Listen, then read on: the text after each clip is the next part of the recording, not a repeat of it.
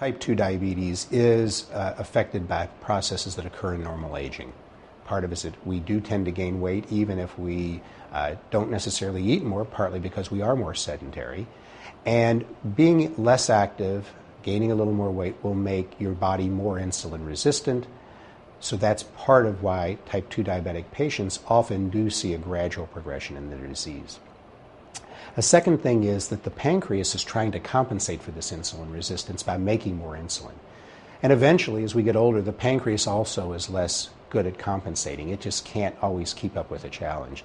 So yes, the answer is that for people with type 2 diabetes, usually there is kind of a gradual decline in the ability of their body to respond, and often they need additional medications as they get older. Not everybody, but some do.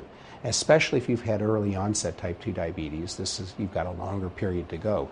So we need to keep following people with type 2 diabetes. You can't assume that the medications you got 2 years ago that were working will be working this year or next year. You need to keep following it, just like a type 1 diabetic would monitor their sugars. To a certain extent, a type 2 diabetic needs to do it. Maybe not 4 times a day, maybe not even twice a day for everyone, but they need to be monitoring them with some frequency so that they have a sense that, yes, they are on the right track, and if they're not, to do more to try to get on the right track.